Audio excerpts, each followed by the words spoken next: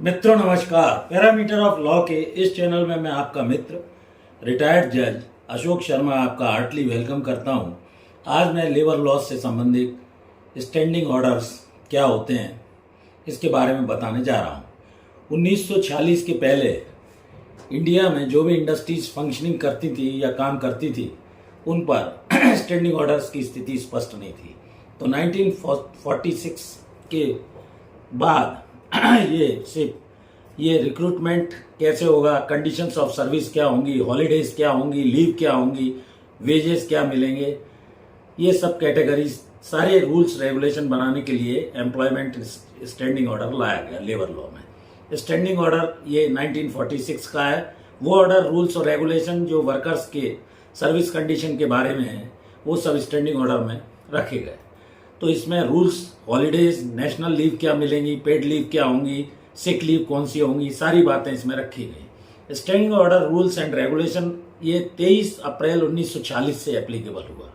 और मित्रों, इसकी नीड इसलिए पड़ी कि इसमें टोटल 15 सेक्शन रखे गए हैं। एक इम्पॉर्टेंट शेड्यूल है जो सारे मैटर्स कवर करता है। तो it extend to the whole of India including Jammu and Kashmir. काम करने करवाने के लिए एम्प्लॉयर एम्प्लॉय के मध्य क्या टर्म्स कंडीशन होंगी, क्या कॉन्ट्रेक्चुअल एब्लिगेशन होंगे, सारी बातें इसमें रखी गई।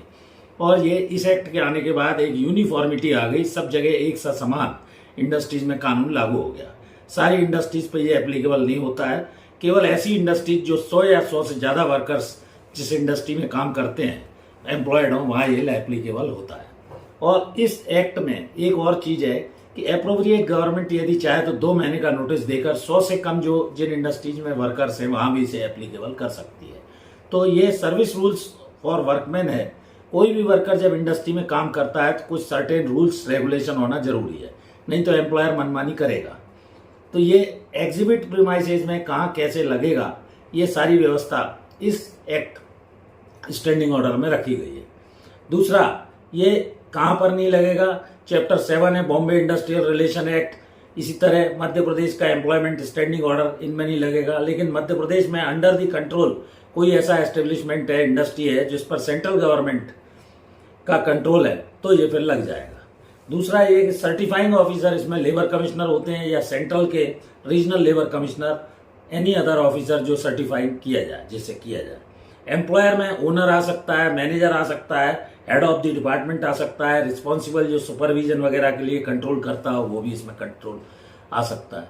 दूसरा, इंडस्ट्रियल जो एस्टेब्लिशमेंट है उसमें पेमेंट ऑफ वेजेस में, इंडस्ट्रियल एस्टेब्लिशमेंट में, फैक्ट्रीज एक्ट के इंडस्ट्रियल एस्टेब्लिशमेंट में ये इंडस्ट्रियल एस्टेब्लिशमेंट कहलाएगा। रेलवे का, इंडियन रेलवे से संबंधित जो एक्ट है, तो जहां भी कोई कॉन्ट्रैक्ट फुलफिल होता है वहां ये स्टैंडिंग ऑर्डर लगते हैं। Standing order rules relating to the matter given under the schedule, जो इसकी अनुसूची या शेड्यूल में दिए गए हैं वो सब इस पर एप्लीकेबल होते हैं।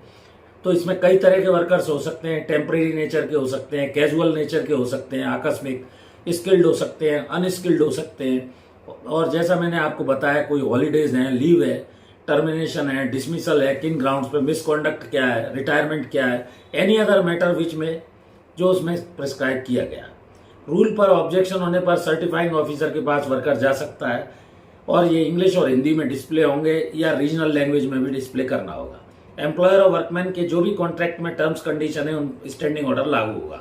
डिसिप्लिनरी एक्शन का जहां तक सवाल है, कोई ऐसे मिसकॉन्डक्ट जो इसमें एन्यूमरेट किए गए हैं, जैसे डिसओबीडियंस करता है काम की, फ्रॉड करता है, डिसऑनेस्टी करता है, स्ट्राइक पर चला जाता है बिना नोटिस के, ब्राइब लेता है, हैबिचुअल अटेंडेंस उसकी जो है एब्सेंटी है, निगलेक्ट करता है कार्य का, कंट्रावेंशन ऑफ लॉ करता है, तो ये सब मिसकॉन्डक्ट या दुराचरण की श्रेणी में आते हैं और इसके लिए उसके खिलाफ प्रिलिमिनरी और डिपार्टमेंटल इंक्वायरी की जा सकती है।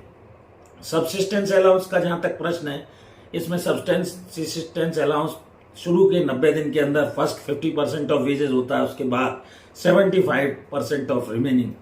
तो अनकंडीशनल है, मॉडिफिकेशन भी इसमें हो सकते हैं। और Indian iron and steel company limited versus 9th industrial tribunal का एक इंपॉर्टेंट केस हुआ था। इस तरह मैंने ये स्टैंडिंग ऑर्डर कुछ बच्चों के द्वारा पूछा जा रहा था कि सर इंडस्ट्रियल स्टैंडिंग ऑर्डर क्या होते हैं 1946 के, ये पूरा वर्कर्स के टर्म्स कंडीशन क्या होंगी, लीव्स क्या होंगी, डिसिप्लिनरी एक्शन कैसे होगा, कैसे कॉन्ट्रैक्ट साइन हुआ है, ये सारी बातें टर्म्स कंडीशन जो सर्विस से संबंधित है वो स्टैंडिंग ऑर्डर के तहत आती हैं और ये सभी इंडस्ट्रीज में 100 या 100 से अधिक होते हैं वर्कर्स वहाँ लागू होती है। गवर्नमेंट चाहे तो 100 से कम पर भी इसको एप्लीकेबल कर सकती है। तो मैंने संक्षेप में मित्रों इस बारे में जानकारी दी। वीडियो कैसा लगा? वीडियो अच्छा लगा हो तो इसे लाइक करें, शेयर करें, सब्सक्राइब करें। सब्सक्राइब नहीं किया है तो सब्सक्राइब कर लें। एक और निवेदन, मेरी धर्मपत्नी श्रीमती अर्चना शर्मा का भी एक यूट्यूब पर चैनल अर्चनाज आरटी हब के नाम से, कृपया उस चैनल को भी सब्सक्राइब करें। इस वीडियो में यहीं तक। कल फिर नए वीडियो के साथ मैं आपके समक्ष हाजिर होता हूँ। Thank you for watching this video. नमस्कार।